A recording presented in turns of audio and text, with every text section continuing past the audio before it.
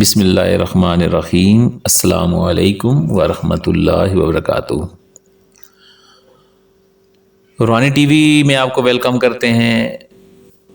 آج آپ کے لیے ایک ایسا وظیفہ لے کے آئے ہیں، جو شخص یہ چاہتا ہو کہ مرتے دم تک اس کے تمام اعضاء درست رہیں اور وہ خود بھی درست رہے، تو یہ آیت کریمہ جو سورہ روم کی آیت نمبر 30 ہے، روزانہ 3 دفعہ پڑھ کر اپنے اوپر دم کریں۔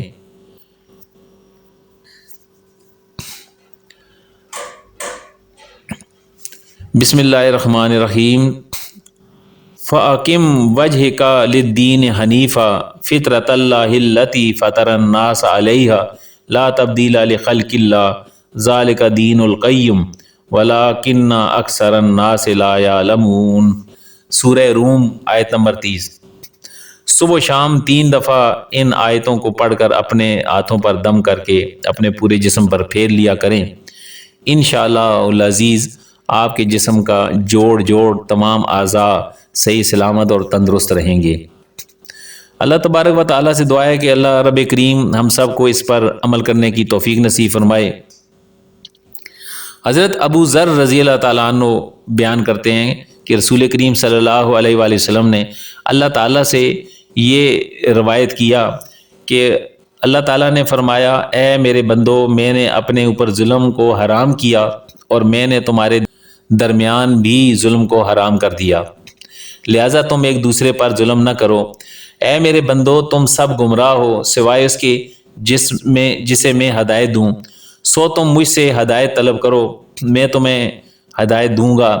اے میرے بندو، تم سب بھوکے ہو سوائے اس کے جسے میں کھانا کھلاؤں، پس تم مجھ سے کھانا طلب کرو، میں تمہیں کھلاؤں گا۔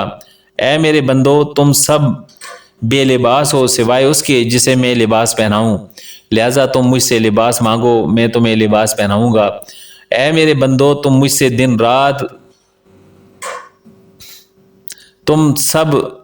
دن رات گناہ کرتے ہو اور میں تمام گناہوں کو بخشتا ہوں، تم مجھ سے بخشش طلب کرو، میں تمہیں بخش دوں گا۔ اے میرے بندو، تم کسی نقصان کے مالک نہیں ہو کہ مجھے نقصان پہنچا سکو، اور تم کسی نفع کے مالک نہیں کہ مجھے نفع پہنچا سکو۔ اے میرے بندو، اگر